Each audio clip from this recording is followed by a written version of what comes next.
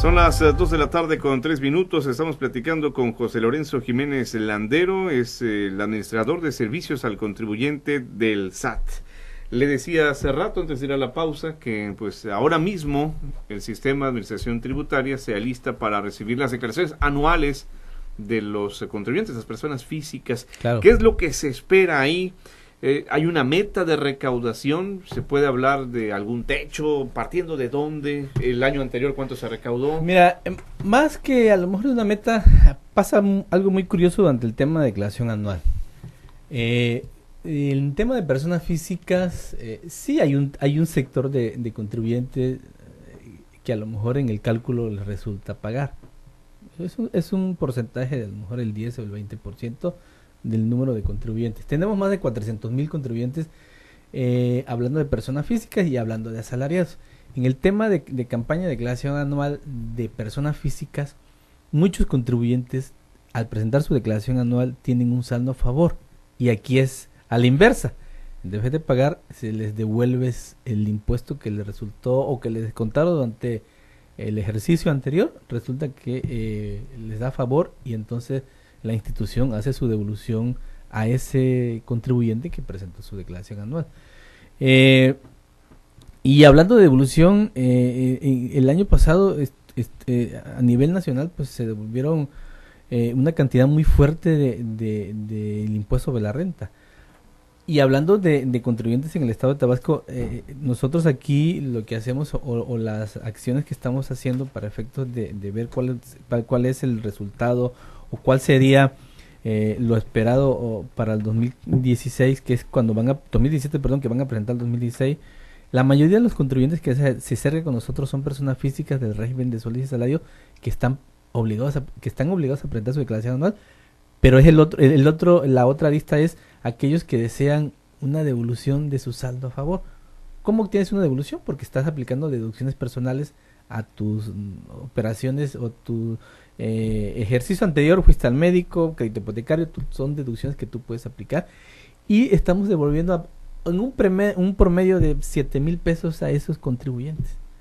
Hablando del padrón de asalariados para Tabasco, estamos hablando de 400,000 asalariados que están aquí. ¿Cuánto presentan declaración? Pues aproximadamente el 20%. Pero, o sea, los 400,000, estamos hablando del monto total de contribuyentes, dentro de los cuales hay obligados y no obligados. Entonces, ahí se mezcla ese número de contribuyentes y se obtiene un número importante de la presentación de la declaración anual, pero con el contribuyente con la intención de obtener un saldo a favor y de poder pues tener una devolución. El tema del desempleo viene de alguna forma no a mitigar la presentación de la declaración anual, sino al contrario, porque el contribuyente dice, pues ahorita de momento no estoy empleado, pero sí laboré en el 2016, entonces quiero recuperar parte de la retención que me hicieron, entonces voy a presentar mi declaración anual porque a lo mejor 1,000, 2,000, 3,000 pesos resulta a mi favor, eso me lo va a devolver la institución, el SAT, en 5 días, porque es el proceso que seguimos, ¿no? Sí, o sea, no es tardado tampoco. No, ahorita el compromiso que se tiene con los contribuyentes para presentar su declaración anual, esperemos que ya la próxima semana esté la herramienta, son 5 días que vamos a tener para hacer su devolución de manera automática, solamente que nos proporcione una cuenta interbancaria el contribuyente. Cualquier persona lo puede hacer, hablando de asalariado que tenga una relación laboral. Comparémonos con la región, contador. Sí. ¿El comportamiento de Tabasco a la hora de pagar los impuestos es mejor que el vecino Campeche, que el vecino Chiapas, o peor? ¿Cómo podemos tener una idea? Mira, si hablamos de cumplimiento, no podemos dejar de mencionar el escenario que tenemos actualmente, ¿no? El año pasado tuvimos aproximadamente un 85% del cumplimiento de los contribuyentes, aun y cuando el escenario lo vimos complicado, ¿no? Y nosotros siempre hemos reconocido a los contribuyentes y al sector empresarial, porque a pesar de todas las condiciones económicas que se pudieron presentar en el Estado, pues el 85% de cumplimiento es bueno. Obviamente lo ideal es el 100%, ¿no? Pero el 85%, y es algo curioso que viene de alguna forma afectando desde la parte del sureste del Golfo. sin llegar hasta Mérida, porque en Mérida es otro tema distinto. Es ¿no? como dicen, otro mundo. Sí, porque allá pues el turismo es lo que fortalece la economía. O sea, Campeche anda similar a Tabasco. Campeche similar, Veracruz, en la parte del sur de Veracruz, es algo muy similar al comportamiento del estado de Tabasco, ¿no? Obviamente Veracruz pues se divide, ¿no? Es muy amplio, pero la parte del sureste, que es el tema, y volvemos al tema petrolero, que es lo que ha afectado a la operación definitivo de muchas empresas, y afecta el tema de Coatzacoalcos, a lo mejor un poco ahí el puerto, y llega hasta Ciudad del Carmen, hablando de Campeche. Y el ejemplo de esto es la reactivación económica del año pasado que se hizo a través de los decretos que se publicaron del gobierno de la República, pues abarcaba de entrada Tabasco y ciertos municipios y Ciudad del Carmen. En ese ámbito es que se mueve aquí el tema económico. Y hablando particularmente de Tabasco, el 85%, el 90% en algunas ocasiones es el ámbito de cumplimiento y de recaudación que se tiene con relación a las metas que se han establecido. ¿Y el 15% restante dónde está? ¿Ya lo ubicaron? ¿Qué pasó con ellos? ¿Les exigieron el pago? ¿Cuál es su situación? Sí, mira, la institución, como sabemos, una de las misiones y los objetivos de la institución, pues es vigilar el cumplimiento de las obligaciones de los contribuyentes, ¿no? Y los mecanismos que siempre han utilizado la institución hoy, de alguna forma, se han abierto a poder de entrada como prevenir al contribuyente, ¿no?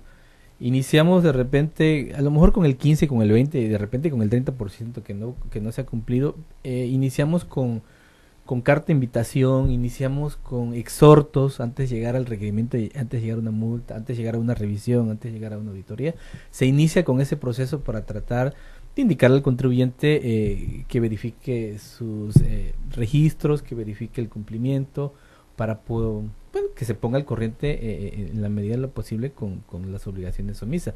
Y llega un momento en que la autoridad, con sus procedimientos establecidos en la ley, pues tiene que acudir hacia el contribuyente con algunas acciones de fiscalización, pues para verificar cuál es el motivo del incumplimiento, o para que el contribuyente cumpla con sus obligaciones. Su derecho de defenderse, ¿no? Sí, y son las acciones que se han venido implementando, vienen en ese sentido, ¿no? No entramos de repente siempre se le tiene que dar al contribuyente el derecho que tiene de poder aportar las pruebas que se requieren para el cumplimiento, o el tiempo que se requiere para cumplir con sus obligaciones, ¿no? ¿Han llegado a embargar? Sí, por supuesto. ¿Sí? Es un procedimiento que la autoridad tiene, la Administración Local de Recaudación está, dentro de sus procedimientos es si el contribuyente no paga cuando tiene un crédito fincado por alguna resolución, la ley prevé y establece cierto tiempo para que el contribuyente pueda hacerlo, y si no lo hace en ese periodo, pues se recurre a los procedimientos que la ley establece. Uno de ellos es el embargo, ¿no? Y que ya es el último.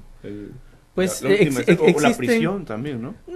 Creo que la prisión no hemos llegado a lo mejor hasta ese grado, y son ya de repente procedimientos muy cerrados, que la propia institución lo maneja de acuerdo a la reserva que tiene, ¿no? Y que se han dado, a lo mejor alguna parte del país se han dado, porque de repente salen en la noticia, ¿no? Pero la idea es esa, de poder dar la oportunidad al contribuyente de que pueda manifestar lo que es su derecho.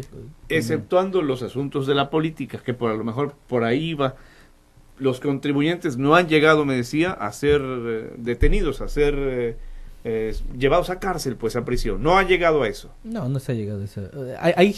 Hay procedimientos que se siguen conforme a derecho, y si al final amerita llegar a ese grado, pues integrando el expediente se llega hasta esa situación. Le planteaba lo de la crisis económica, cómo impacta, y ya usted nos daba alguna idea. Por ejemplo, la recaudación, esto que se llevó al 85% en toda la región. Claro. Y hablaba usted de la reactivación tan famosa, que es sin embargo un reclamo al gobierno federal, al que usted representa, que no aterrizó, dicen. En el caso de la Secretaría de Hacienda, en el caso del SAT, las promesas que se hicieron, ¿se cumplieron?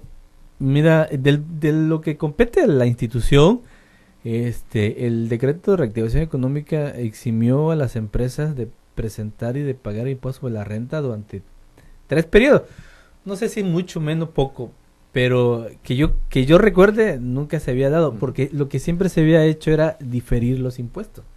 En esta ocasión dijeron, vamos a eximir impuestos sobre la renta, porque IVA y retenciones se difirieron y se pagaron a través de parcialidades, que fue el tema que así se estableció en el decreto. Pero para impuesto sobre la renta, durante 2014, hablando de abril, mayo y junio, aquellos contribuyentes que tuvieran cantidades a pagar no estaban obligados a hacer el pago, eran declaraciones en cero, y en la declaración anual que van a presentar ahorita en marzo las personas morales, ahí se les exime del pago del impuesto que pudo haber generado o que se puede haber generado por el ingreso obtenido ante esos periodos, que anteriormente no se había dado. Es la única ocasión que reconozco que se dio, porque generalmente lo que se hacía era, bueno, no me lo pagues ahorita, pero en el anual ya te a lo mejor ya llegó un momento en que te pudiste recuperar, entonces ahí se carga el impuesto anual y ya entre todo lo que se va a pagar, pues ahí se cubre. Ahorita no debe de aparecer.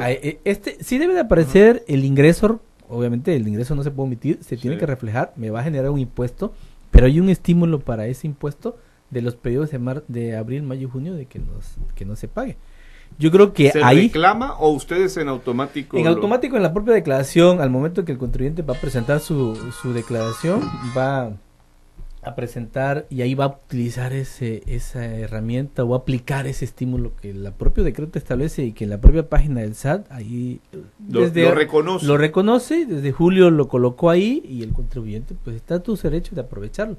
Yo creo que no te hablo de cifras porque se tiene que reflejar hasta la declaración anual, ¿no?